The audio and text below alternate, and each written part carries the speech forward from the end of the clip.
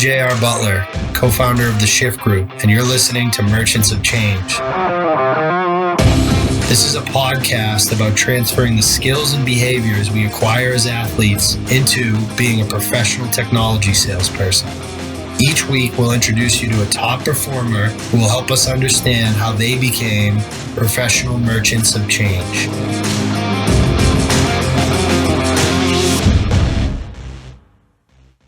What's up, kid? How we doing? What's up, JR? Good. How are you, man? Good, man. I'm fired up. We got an unbelievable guest today. Actually, pre-Shift Group little story and one of the guys that kind of set the tone for the business. So today we've got Colin McDonald. Colin has been on the sales team at Recorded Future for a year and a half. Spent 13 years playing pro hockey. 148 NHL games, tons of games in the American League. Willie Marshall Award winner, most regular season goals in the AHL in 2010. And he's a former Providence College Friar. So we got a fellow Jesuit with us, John. And a New England guy. That's right. The famous Coyotes of the old EJ, man, the old wagon. EJHL Offensive Player of the Year award and league MVP honors. I think you did it exactly 6 years before my brother Bob got the same award. And he comes from a long line of hockey players. His old man played for the Whale. Colin, thank you so much for joining us today, buddy. Yeah, no, it's been great that we were talking off there previously how you and I were kind of able to reconnect ever since my change in career. So I feel like we've officially come full circle now that we're on this podcast today. 100%, man, 100%. So, EJ to Providence, what are that New England hockey? Some of those memories. What are some of the best memories you have from those days? Those EJ and Providence days. Yeah, I mean, to get into it, you grow up just playing for the love of the game. You're not really thinking about turning it into a career. My hockey career really started to kind of pick up speed when I was with the Coyotes, and I think my name was kind of on the radar of not only colleges but of NHL teams. So that's when I really kind of kicked it into high gear and thought, all right, I can maybe make a career out of this. Was fortunate that I want to say I had my pick of schools, but I had a lot of schools interested, and just so much fun kind of being able to go down that interview process, that recruiting process of those, all the schools that I grew up watching. And Providence just seemed to check off all the boxes for me. Close to home, of course, small school, which I enjoyed that vibe.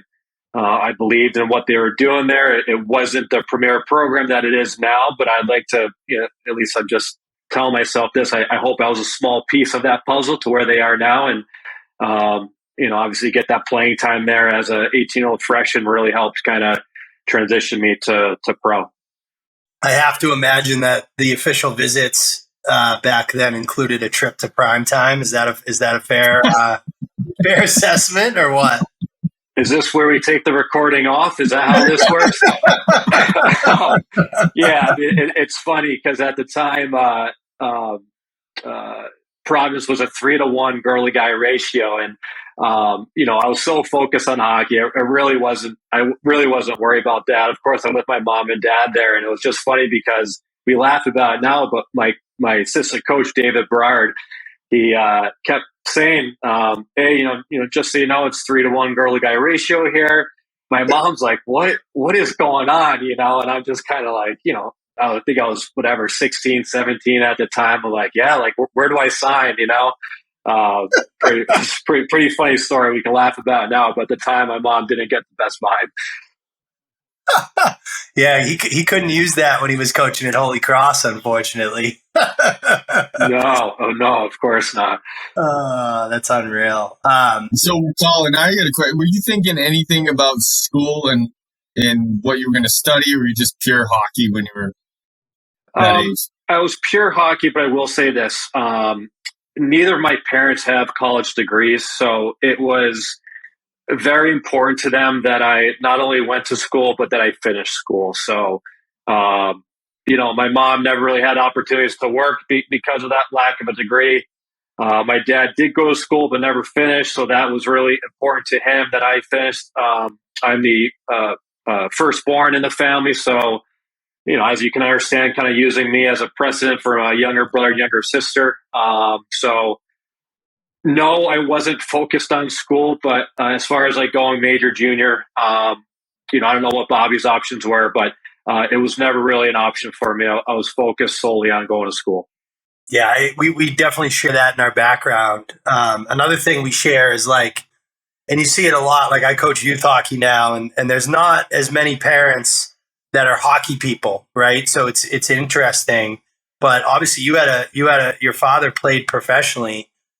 And then I think it offers a unique experience as a hockey. Like, people think of hockey parents is crazy, but I think for me, having my father as a hockey guy, there wasn't like any calls to the coaches if I wasn't playing. There wasn't like, what did you do, coach? It was always my fault, right? Like, what kind of hockey dad was your dad coming out of, playing for the Whale? I mean, as you know, when you're growing up, you're so naive to that. Like, he was just my dad. I mean, looking back, I thought he handled it so well. So he was not that overbearing parent. Hockey was strictly a winter sport for me. So I did soccer in the fall. I did baseball spring and summer. Of course, as I got older and got, I was progressing ahead of other players, I needed to kind of really hone in on hockey. But growing up, hockey was just a winter sport for me. Of course, he coached me growing up. He was definitely tough on me at times, but I think he saw at an early age that there was some potential there that I, of course, didn't recognize. So he just wanted to make sure I made the most of that. But I remember vividly, he got to a point where he's like, Colin, he's like, you gotta be with different coaches, and he stopped coaching me.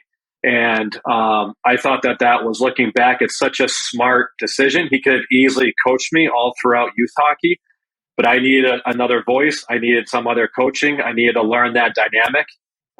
So he kind of, cut ties, so to speak, and let me kind of figure it out on my own with him kind of being in the background. That's awesome. Yeah, I think that's the hockey in him for sure. JR and I talked a little bit about this offline, but just the fact that back then I played football in college, but I played everything growing up, and now it's like a lot more focused. So it's interesting to hear that you were the same way. You weren't just hockey. Yeah, now that I have young kids and I'm already thinking about how I want to handle that, and that's something that I'm still going to instill. And I do think not just hockey, but sports in general is becoming a full-time sport at too young of an age. And that is not going to be my mindset. I want my kids playing every sport. Hopefully it works out the way that it did for myself, for Bobby, where you get to a certain age and at that point it's the right decision to focus strictly on whether it's hockey or whatever. But, I'm going to handle it just as my dad had handled it. Yeah, I think like 16, 17, you can start thinking about specialization if you got a special talent. But, we were three sport athletes our entire lives. And even as my dad being a hockey guy, that was like critical, right? You had to put the skates away for a little bit, and they definitely don't do that anymore. So college hockey, PC, tell me a little bit, like, I'm always curious to hear, like, how'd you change your approach to the game going from college hockey to the pro level, Colin? Like, what were some of the things that were different? Yeah, and I think hindsight's 2020, right? But I think my biggest adjustment was going from juniors in college as like a points guy, but being drafted as like penciled in as a power forward. It took me a long time when I got to pro hockey to really figure out the game I needed to play to make it. So, I was a full 6 years, I think it was, in the minors before I really made it. And I didn't understand like what it really took, what it meant to be a power forward. Like I was, when you were rattling off some of those stats that I even forget about, I was a points guy. That's all I cared about. Get me on the power play, coach. Get me on the 5-on-3. I'll back check when it's absolutely necessary. And that just doesn't cut it in pro hockey. You can get away with it in college hockey. But yeah, it just took me a long time to really understand, when you see a red line, that means you're dumping the puck in. That doesn't mean you're trying to, get the puck in on your own. You're dumping in pretty much every time, and starting up kind of some offensive zone time that way. It just took me a while to figure it out. So, I wish I maybe made that connection earlier on, but what can you do at this point? Yeah, finding that role it can be hard, but it comes with maturity too, I think. Yeah, I think I made it at 28, and I can honestly say I was not ready before then. Again, it took me a full 6 years of just trying to figure it out, and I think the light bulb went off for me was when I led the American League in scoring, and I still wasn't getting called up. I'm like, what the heck is going on? And that's when a coach kind of pulled me aside, not within my organization. He's like, Mac, the only way you're going to make it is if you start playing as a power forward. He's like, you're not good enough to be a top 6 guy. And that was like, all right. I was like, here I was, the leading scorer in the American League. I still wasn't getting a sniff. So, that's kind of when that light bulb went off. And unfortunately, fortunately, however you want to look at it just took, to the right young age of 28 for me to make that leap. Colin, it's interesting you bring up that coach. So a lot of our listeners and a lot of our themes on our podcast are about mentorship. Can you talk a little bit about, in hockey specifically, kind of some of your mentors at whether it's college or pro? Yeah, I mean, growing up playing out of the Enfield, Connecticut, the Springfield area, Billy Guerin was always the guy that they talked about. I remember Gary Dineen, which JR, I'm sure remembers from the Coyotes days, but he would always say, he'd look at me, he's like, Colin, he's like, Billy Guerin sat in that seat right there, and I just thought that was the coolest thing. I'm like, if that guy could do it and I'm sitting where he sat, like, why couldn't I do it? And then sure enough, fast forward a couple of years later and I'm signing with the Penguins, and Billy G is the player development there, and talk about coming full circle moment and having him kind of help develop me. And you want to talk about power forwards, like you arguably no better. You put Billy G in the mix for those top American power forwards, and Billy G is right there. So to have him kind of take me under his wing and take me out to dinners when I was playing in Wilkes-Barre then, I give him a lot of credit for helping groom me. Dude, that's like the sickest mentor that we've ever heard so far. That's unbelievable. One of my favorite quotes in the world is a Billy Guerin quote. It's not that hard to be a good guy. Yeah, and exactly. It really isn't. But as you know, for some reason, just a lot of people don't get that. I think they're so consumed with their selfish goals and desires that it just takes away from being a good guy. And not that I ever had that issue. I just thought Billy was like, if there's anyone that can have an ego, it would be Billy G. And he's the most personable guy that you could ever meet with his accolades. And it's just such like a refreshing mentor to have in your corner. Unreal. Speaking of good guys, any favorite teammates? What like I gotta know, like, favorite teammate, what made them your favorite? So I'll say this, and I'll maybe I'll say this because of the name and everyone knows him, but I was fortunate to live with him for 3 years. But I lived with Tavares when I was with the Islanders, and here's a superstar that once I made the team was living by himself, didn't really know me that well, invited me to live with them, and I'm staying with them for my entire time there. And just to see a superstar like that go about his daily routine, and I obviously just didn't see it at the rink. I saw it at home. And I thought I went and approached the game the right way, and then Johnny just takes it up another level.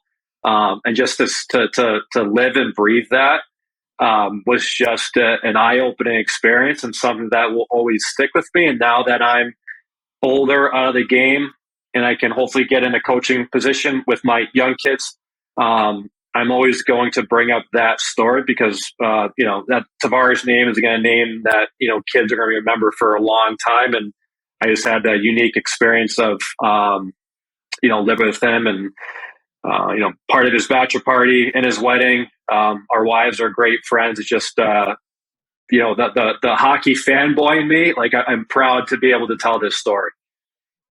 It's a huge name for me, right? I live in downtown Toronto. It's a huge name right now. Yeah. So, it's just, that's sick. Now that I'm out of the game and I can, again, that fanboy is still in me, I can kind of talk about it like that, but it's just, I'm just so happy with the way, it all worked out for me there.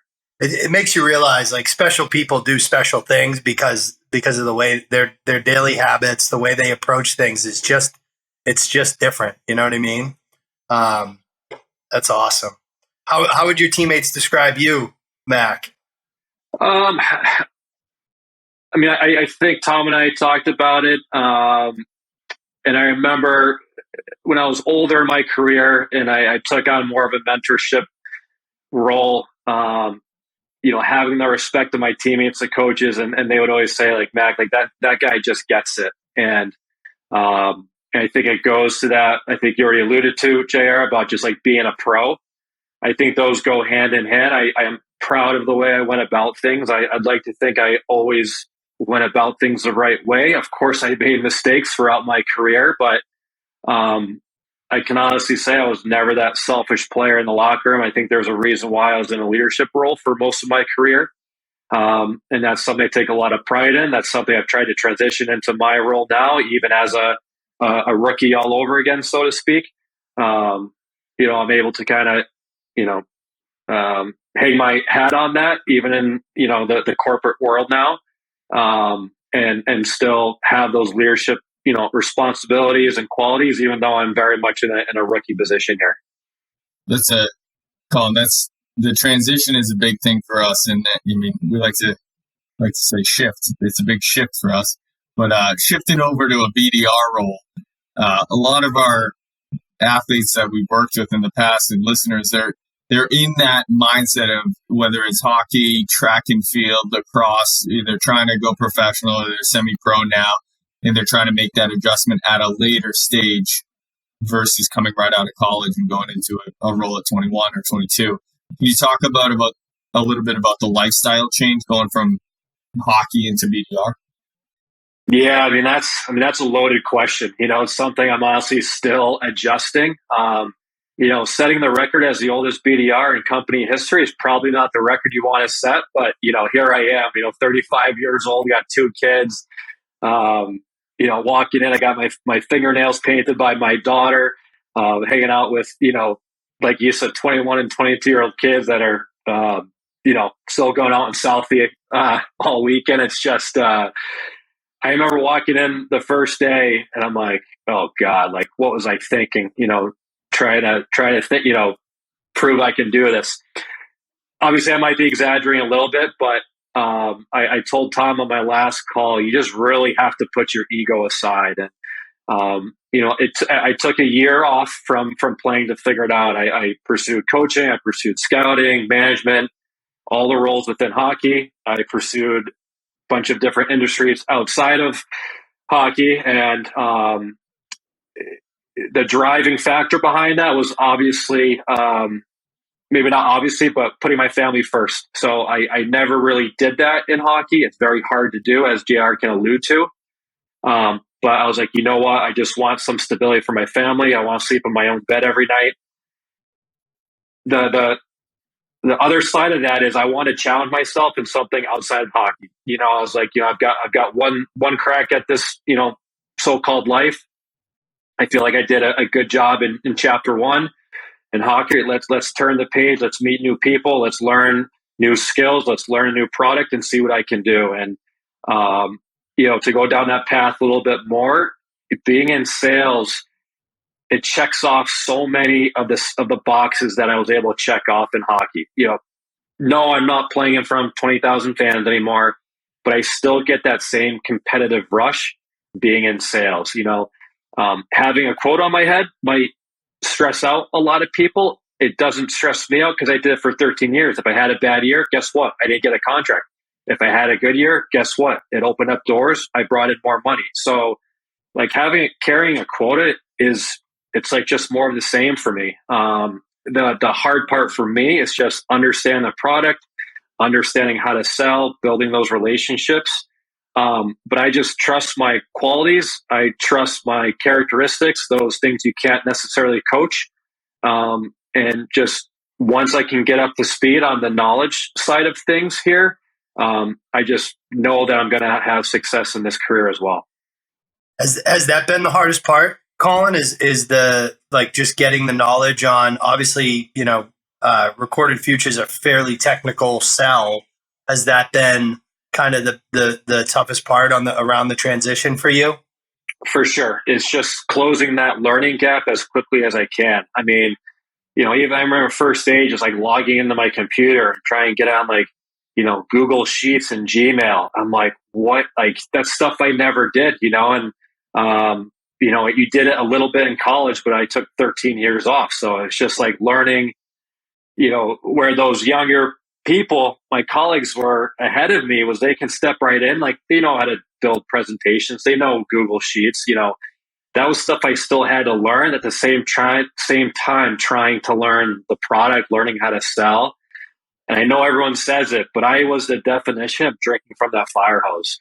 I can't tell you how many times, 6 months in, I'd come home and still saying to my wife, Lexi, I don't know, like, why did I choose this again? Like, she had to kind of pull the reins back on me and, bring me back down to neutral. But I know a little bit of a long-winded answer, JR, but for sure, it's just learning what it is we do. And, cybersecurity is not an easy topic to understand, even if you've been in it for 10, 15, 20 years. And, you put me in a situation, I'm like, God, what, I don't know if I'm ever going to be able to figure it out.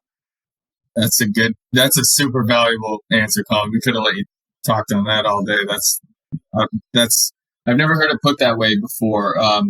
But I had a question kind of one-off. Like, did anyone advise you to go into sales, or how did you come up with that? Did you do research on your own? Or?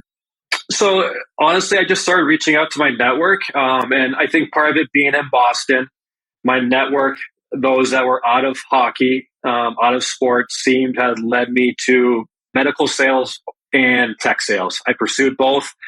Lots of hockey guys in both industries. I pursued medical sales just as much as I pursued tech sales. And I started doing my own research, of course. I thought cybersecurity was, talk about timing's everything in life. I think I got in right when cybersecurity was really starting to pick up mainstream news. Exactly. And I was like, you know what? I'm going to take a stab at it. I couldn't say one sentence about what cybersecurity is or was, but I'm just going to go all in. I didn't know anyone at Record Future. So I went in I put a blind resume in. I eventually ended up hooking up with some hockey guys, but no one that I knew, no one I played with, no one I played against. I just really did the old-fashioned way, and then was able to meet or make some connections during that process, and they helped me get in. But I knew no one when I applied here. That's unreal. I didn't know that. I didn't know that. That's awesome. Well, they got a good one with you. They got lucky, man. That's awesome.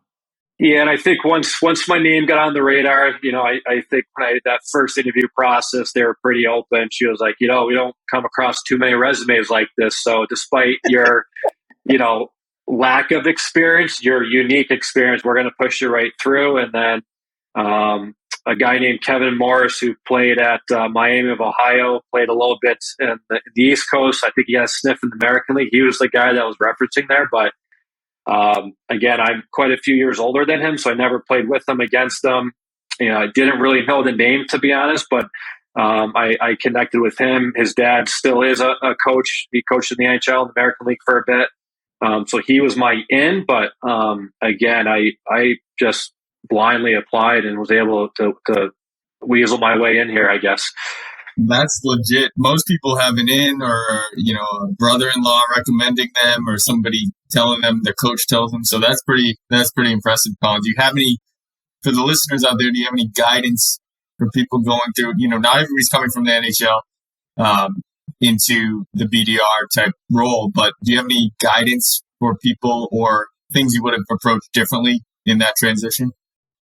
Honestly,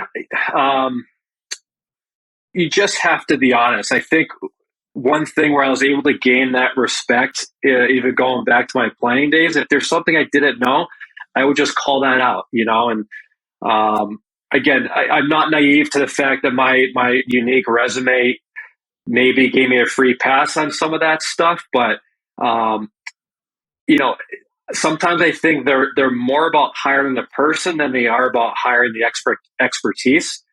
So they hired me strictly on that, and they trust the program to bring me up to speed as far as the tech and the learning. So I think if you can just lean on like those maybe characteristics and qualities that people can't teach, the company should trust their training program that they'll bring that person up to speed. But now that I've been on the other side and I'm involved in interview processes now, I don't care if they know recorded future or sales. I'm trying to dig into that candidate as a person. Like, what makes you tick? Like, why are you here? Like, what are we going to get out of you? And if I can check off those boxes, then I just trust the program here, and that they'll bring them up to speed. If anyone can say that, it's me. That you can figure it out despite the lack of knowledge you might have on a product. We really we preach the idea of like, go in, learn as a BDR, hit your metrics, be a good teammate, and just go in and learn. If you do those things, then you have an opportunity where you can move into a closing role fairly quickly. I think you're a great example of like habits, behaviors, and mindsets allowing you to get to that AE role within the first months. You did in the first year. You did it in under a year. What are the things that you think allowed you to do that, Colin? And I'm very open about this because I've been asked about that for the fact I was able to get promoted as quickly as I did. But it's the same stuff I did playing. It's first in the office. It's last one to leave the office. Just showing those qualities on a day-to-day basis. So I know I wasn't hired or promoted based on my metrics, based on my knowledge. I was hired or promoted because they trust me to put in the work, and they know that I'll figure it out. And I have the support around me to help me figure it out. But the fact that they can check off that box for me and just know, like, I'm not hiding. I'm not a remote employee. I'm in the office every day. Like, they just know what they're going to get out of me. And yes, I've had success here. Like, I don't want to miss out on that, but I don't want that to be the focus of the conversation. It's about those intangibles that people look for and trust. So if I don't hit my number this quarter, I know I'm going to be okay. They know that I'm going to be okay because they know I'm putting in the work. Like, I'm not hiding. They see me here every day. And I think that gives them peace of mind. How do you convey that, Colin, in an interview? Like, talk to the listeners about what they could be doing as athletes coming into sales, trying to show that there's an edge there, right? Like, it's easy for us. Again, I understand that not everyone's going to have quite the resume that I did coming into this type of position. But the fact that they were any sort of college athlete, there's something that makes them tick to get them to that point. Whatever that is, just translate that to this role, and everything else it might not make sense today. It might not make sense tomorrow, next week, next month. But if you can just hammer on that repetition, those practices, just showing up every day, just putting in the work, like, it's going to fast track you, through the program where you can start, having some success. Now that you're in a selling role and carrying a quota, what do you think? Like, what's an area of development that you think some of these kids, like, we have a lot of athletes that are now BDRs, they're sitting here listening to this saying, I want to be an AE in 12 months. What's, like, in your opinion, like the top skill, the top area of development that you think these folks should be leaning into to differentiate themselves from the other, 20 other BDRs that they're competing for those open AE roles with?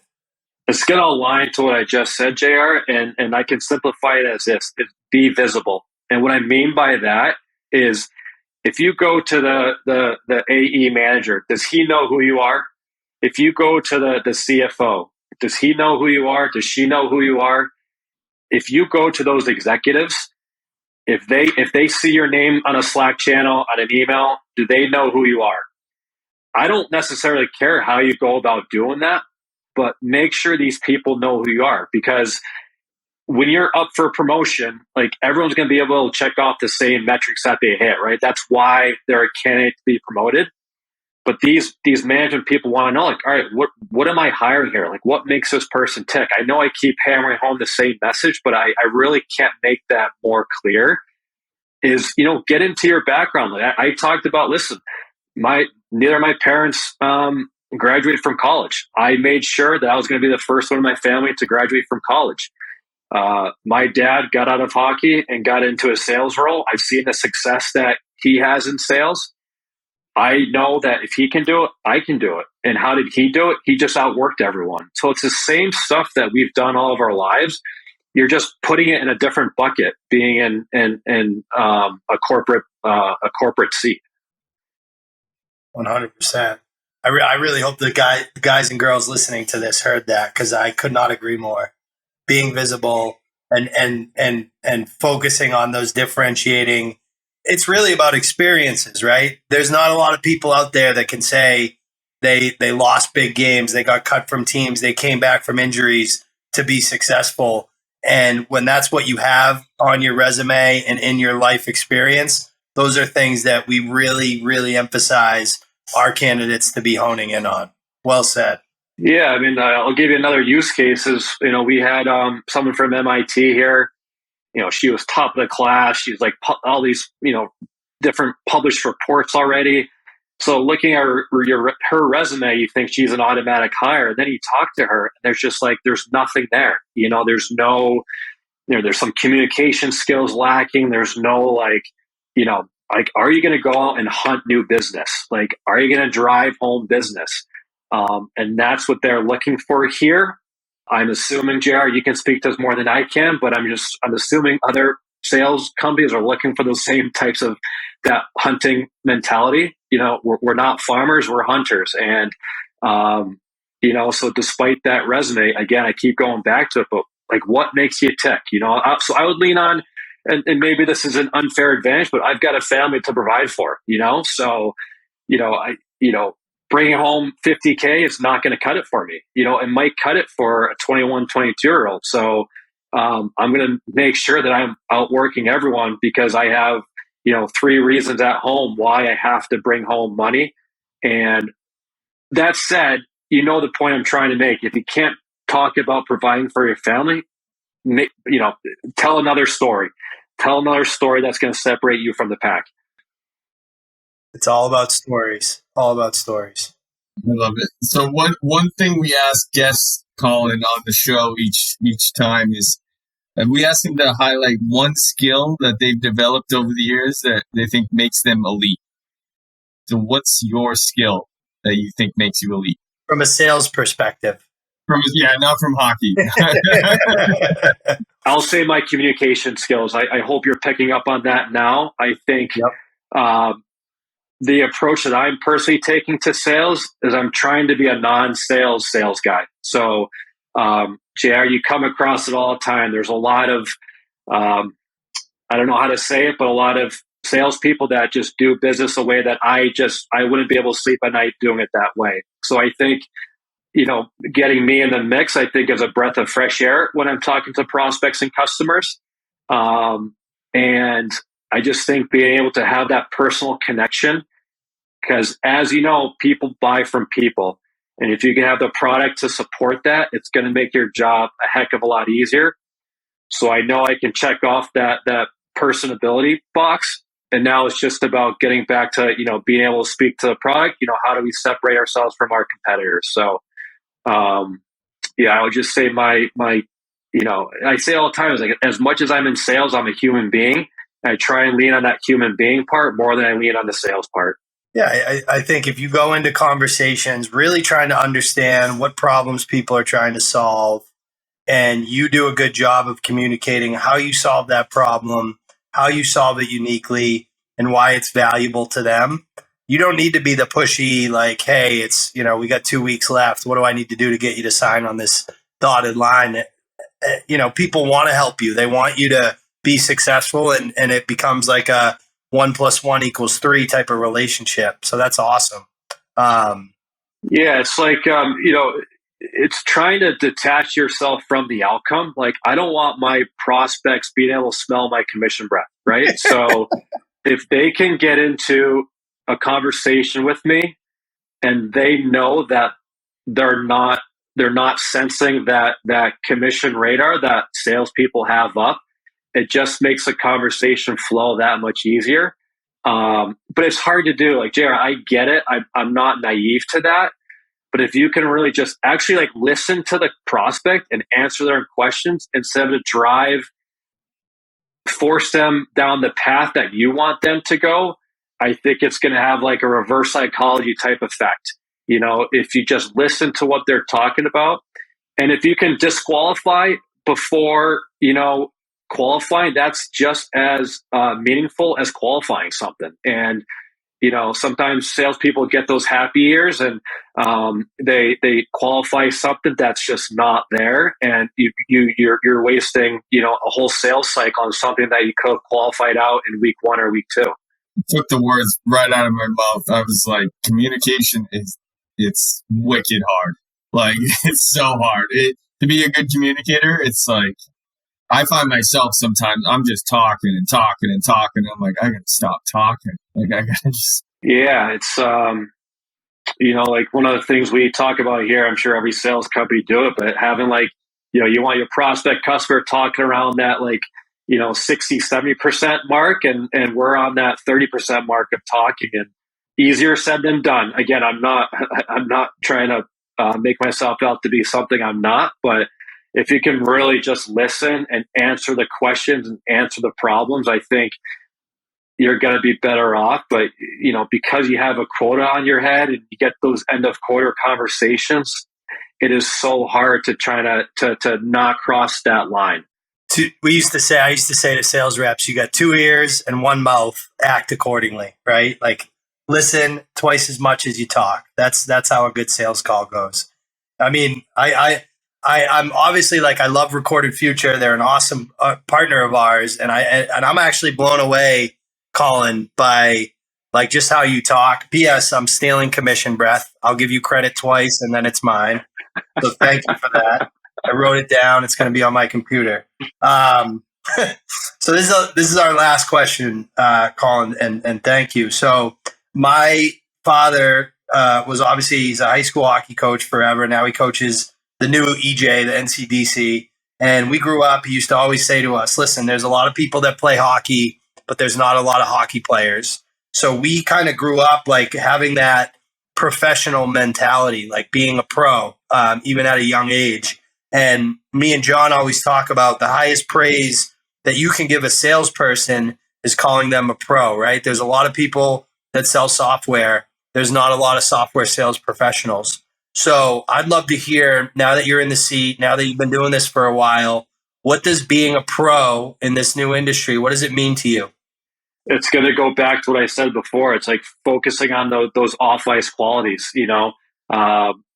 just putting in the work, being visible, just being a normal human being, putting your ego aside and just trusting your leaders, trusting the product, and just doing what's asked of you. If you can do that, everything will work itself out. So, if they hire you, they've hired you for a reason, but now it's on you to prove them right. So, whatever that takes, it might be a little bit different. It's not a cookie cutter philosophy. Everyone's going to have their own way of going about it, but it really is those off-ice qualities that have been ingrained in us ever since we were kids.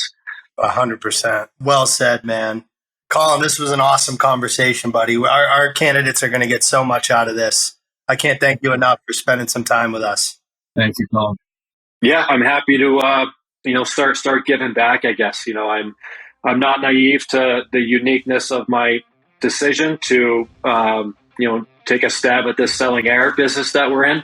But I'm happy to start giving back. Absolutely. Learn, earn, and return, buddy. You're living it. Thank you. You got it. Thanks, Colin. Thanks, everyone.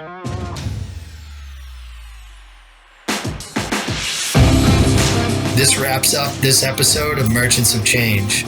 If you enjoyed this episode, the most meaningful way to say thanks is to submit a review wherever you listen to podcasts. If you're interested in working with us, please come find us at www.shiftgroup.io.